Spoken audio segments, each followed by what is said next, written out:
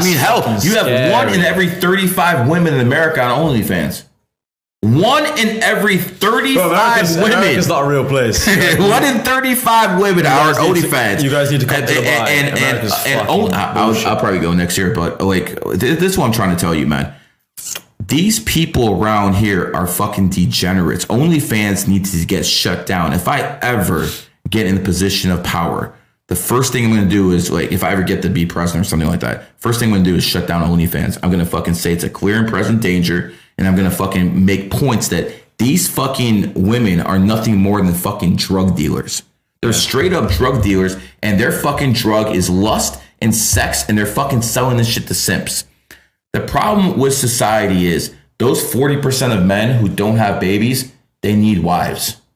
They need wives. We can't just have the top people over here be fucking 10 different women. Yeah. We need the bottom percent to have wives. And that's why the institution of marriage was created. So right. so the bottom percent of men. Why though? So why do you need the bottom? I understand you need the bottom percent of men to have kids. Right. Because, you know, when they have kids, they become productive members of society. Yeah. A simp who goes to work and fucking gets drugged up all day and spends all his money on OnlyFans, that's not a productive member of society. That's a drone. That's an absolute drone. And people really need to get their shit together. OnlyFans needs to be eliminated. It really bothers me, bro. That even if they eliminate OnlyFans, there'll still be something else. That's what people would argue. Eliminate porn completely. Absolutely eliminate it. And the people who say this is capitalism, I'm going to tell you this. If it is capitalism, it causes way more damage than it makes money. So people really need to push back on this stuff. Like, I don't understand Musk.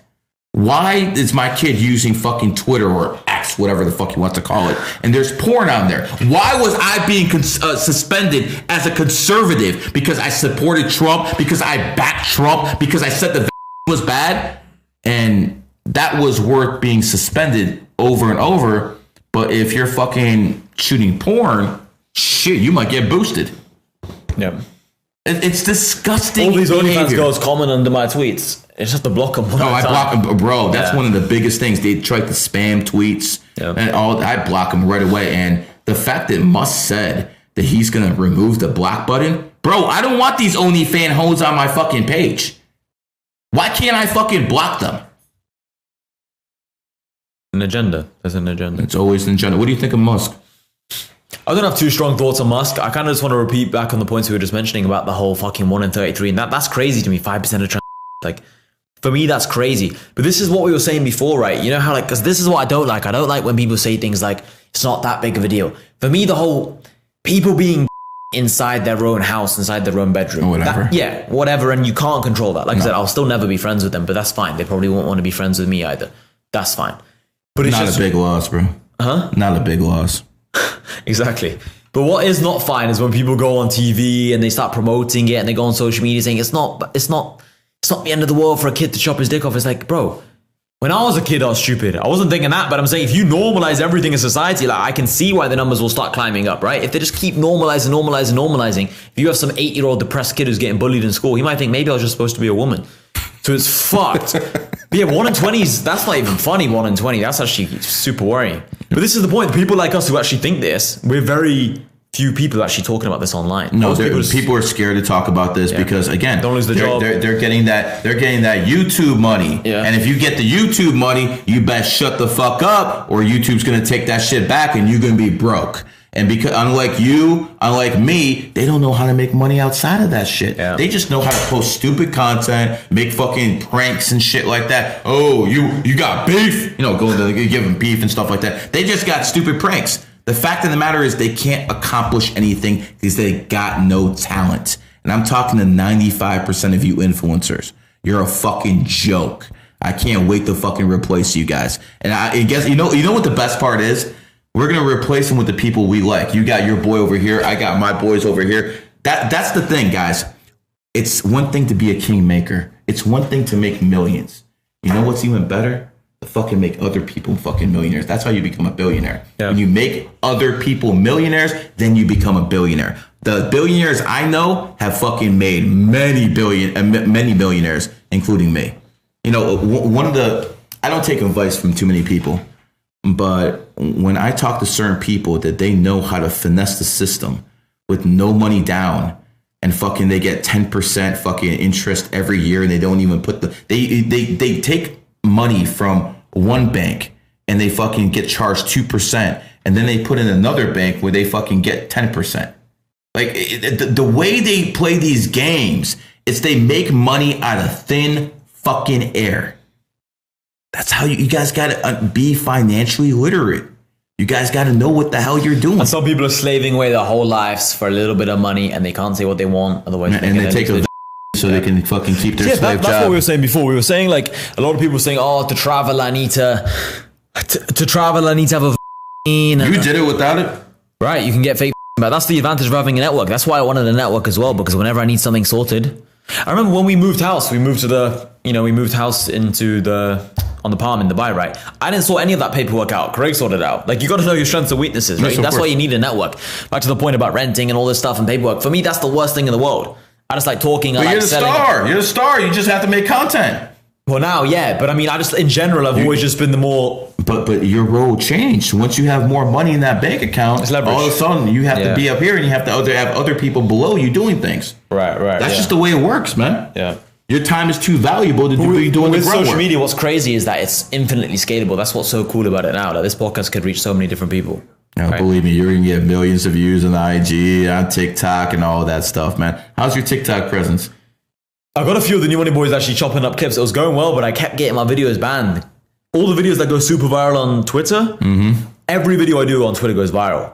Like 400, 500,000 impressions. It's pretty good, bro. I just don't make enough videos. I'm going to start the video push now. You know what the thing is? This, when people look at following counts, that really doesn't matter. No, it's relevancy. It's who you have following you. Right, as well, that's true. And start looking at who actually follows people. Start looking at the blue check marks that actually follow people, and then you're going to see who's legit or not. I know people with 5,000 followers, but they get followed by heavyweights.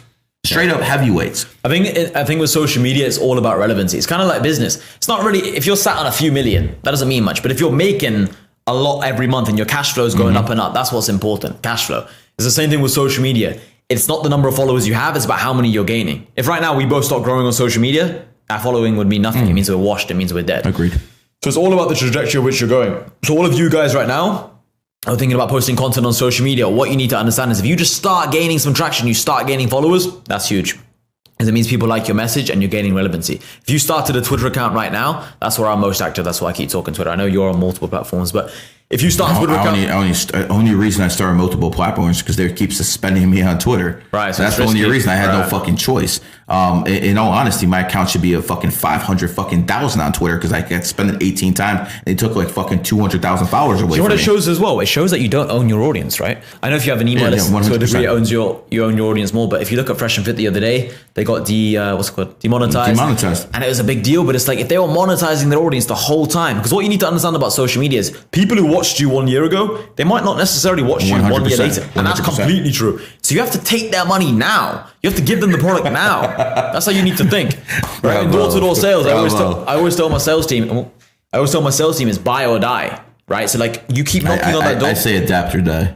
I just say biodizing. You get the fucking sale or they're dead to us. Because what ends up happening is, and I did this as well when I first started door-to-door, is I'll be like, I got 6 maybes today. So when my friend or my colleague would ask me, how many sales did you make today? I'll be like, I got 1. I'll be like, how many did you get? They say, I got 0, but 4 maybes. I'm like, so you got 0. Because maybes don't mean anything. 4 maybes might mean 4 yeses, or might mean 4 no's. And what ends up usually happening is people get excited about their maybes and then it ends up being a no. So I learned this the same thing with social media. The reason why I push hard and I promote hard and I go hard is because followers don't mean anything. I got 1,300 people in my pay group and a bunch of people have met me in real life. You know, I got an event on Saturday. That's the main reason I came to this Miami. I got a new money event Saturday and Sunday. Okay. So what kind of event are you throwing? It's just going to be a conference room. We're going to do some sparring as well. We're going to just like a Q&A kind of thing. Okay. Mainly just to get together, bro. That's what I'm mainly interested in. So we had one in Dubai 4 or 5 weeks ago. We had one 5 weeks before in... And how do people attend? In Marbella. How do people attend? As in, what do you mean? They fly. To your group. They fly in, but I'm saying if you're asking like how do they pay or something. Yeah, that's what I'm saying. Yeah, they're inside of the group. New money so you people from the outside can't get in? No, you have to be new money. Yeah. Okay, that makes sense. Just like I do with GG33, no one comes in. Makes perfect sense. I've got Do you make people sign non-disclosures? No. Why? It's something I should be doing, and it's something I arguably should be doing. Yes. But I've never done non-disclosures, even with staff members. It's funny because we were watching a video about Logan Paul earlier. You know, Gideon, the influencer. Mm-hmm. He was talking about Logan Paul and how he's had all these people leave his life, but no one ever dares speak up because they've all got these crazy non-disclosures. I've always worked with people who I just trust them as an overall person, where if we fell out, they're never the kind of person to speak back. Now, I know you can't assume that with everyone, but I have a very strong team in the sense that they wouldn't speak out, and I don't do any shady business, so there's no problem. It's just some advice to you, my friend. You're 24. They will betray you. Yeah. People will betray you. But what I mean is, I'm not saying they won't, and I'm not saying that. I'm just saying that. Let's say I fell out with someone, and I no longer speak to people, because of course there's loads of people I no longer speak to.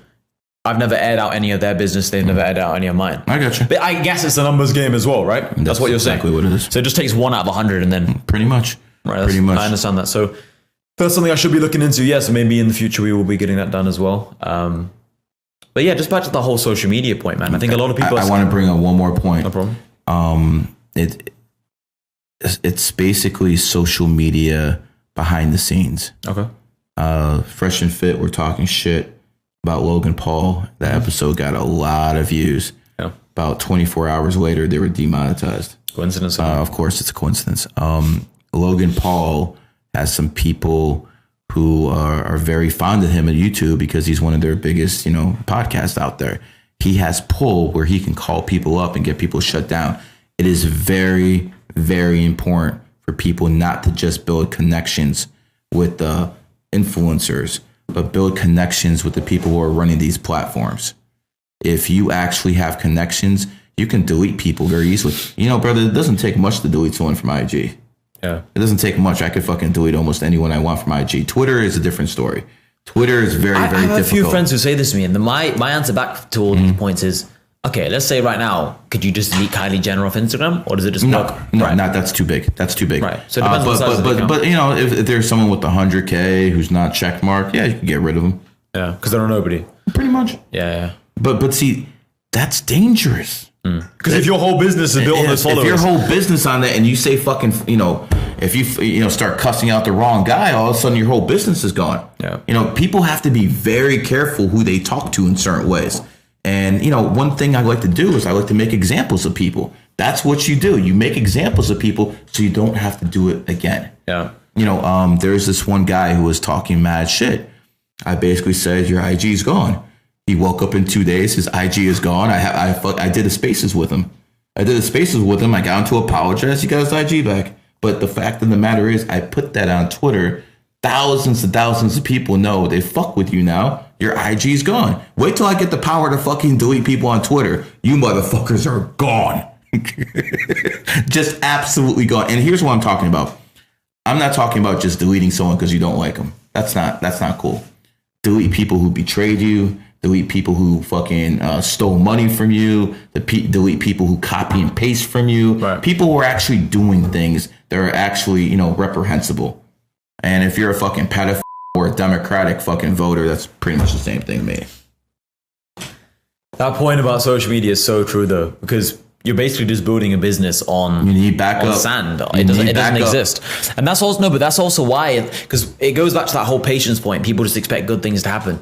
They keep just thinking, I'm just going to build this, keep building this following, and they keep delaying selling. It's like, if you have something good to share with the world, just start selling it now. That's the first thing you got to have is a fucking product that's ready to sell as 100%. Soon as you build a file. And by the way, guys, if you don't have a following and you want to get a following quick, you better fucking attach yourself to some influencer. You got to attach yourself to somebody. If you can't, and there's a lot of people who can't do it on their own. There's no shame in that. There's very few people like him who can build his own fucking platform. Very few people can actually do it. Sometimes I forget it's actually quite difficult. Yeah, and again, it's no shame in going, and being basically behind someone, having someone build you up, because not everyone has the ability to do that. Even some of the biggest stars of today, like Bradley Martin, got built up by other people. He got built up by other people. So what people have to understand is, if you can't do it yourself, find someone who you can piggyback off. There's plenty of people out there who are looking for fucking soldiers. Absolutely plenty. Like, for instance, First time I got suspended was 2015 on my Twitter account. At 2015, I paid someone $500. I got back turned on. At that point, I changed my whole strategy. I'm like, wait a second. These motherfuckers can delete me at any time. I can't fucking do anything except bitch on the internet. That's a problem. So I changed my whole strategy. Instead of focusing on me, I'm going to focus on my group and build up my group members. I built one up to 20,000, built up another one to 5,000. I literally had like 300-400 accounts for GG33, anywhere between 1,000 to 15,000. I helped build all those up from 215 to 219 because I knew they'd come for me at some point. And then when they actually came for me, they would basically suspend me once a month, once every couple weeks. And then it would turn into a game like Find Waldo. So what I did was I opened a website called Find GG33. And every time I got suspended, I'd post a new website on there. I'll have all the people in my group to tell people where I'm at. And I get like 5,000 followers within 2 days. Yeah. They suspend me. But if I didn't do that, I would have been done. You need those back-end systems. You need people who got your back. And you have to build those people up yourself sometimes. And guess what? Some of those people you helped out, they ain't gonna give a fuck about you when you fucking go through your times, tough times. And you know, that's gonna be a hard pill to swallow. Some person you helped your whole life won't fucking do shit for you when you need some help. But those are lessons you have to learn in life. But I will tell you that most of the people, a high percentage of the people I've been with have been extremely loyal to me. And that's something I'm really proud of. Because obviously I'm doing things right to have people loyal to you. I mean, I've had like 3,000 students, maybe 12 of them betrayed me. Maybe like 12, still a good percentage.